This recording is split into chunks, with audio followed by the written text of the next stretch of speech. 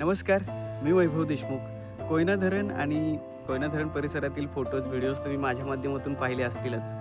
महाराष्ट्राचे भाग्यलक्ष्मी म्हणून ओळखलं जाणारं आपलं कोयना धरण खरंच आपल्या भाग्यलक्ष्मी या नावाला सध्या सार्थ ठरत आहे. महाराष्ट्राला वर्षभर वीज, सिंचनासाठी, पिण्यासाठी पाणी पुरवणारं हे आपलं कोयना धरण. महाराष्ट्रातील इतर धरणे जर पाहिली तर सध्या कोरडी पडलेली आहेत.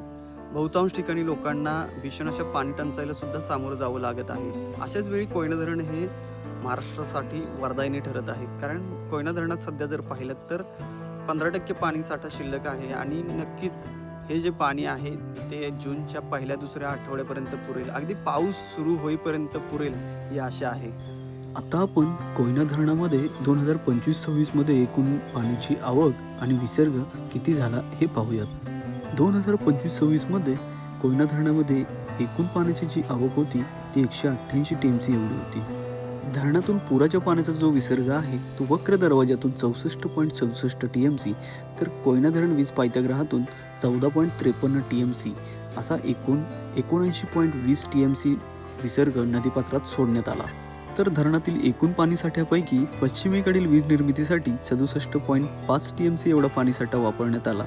तसेच सिंचनासाठी 40 TMC एवढा पाणीसाठा वापरण्यात आला. तर बाष्पीभवन हे 8.12 TMC एवढं झालं. दरवर्षीप्रमाणे यावर्षी देखील 1 जून 2026 रोजी कोयना धरणावर पूर नियंत्रण कक्षाची स्थापना करण्यात आली आहे. आज दिनांक 1 जून 2026 रोजी कोयना धरण पाणी पातळी 2044.08 फीट एवढी आहे. म्हणजेच कोयना धरणात एकूण पाणीसाठा फक्त 15% एवढा आहे. पाणी पातळी जसजशी खाली उतरते तसतसे कोयना धरणातील जी जुनी गावं आहेत ती हळूहळू दिसायला लागलीत.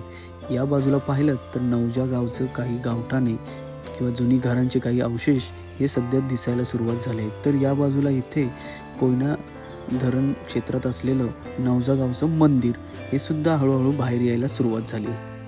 पाणी पातळी एवढी खाली गेली की जिथे आशिया खंडातील पहिलं लेक टॅपिंग झालं, म्हणजेच त्याला फोरे असं बोलतात, तो भाग देखील सध्या ओपन झालेला आपल्याला बघायला मिळतोय.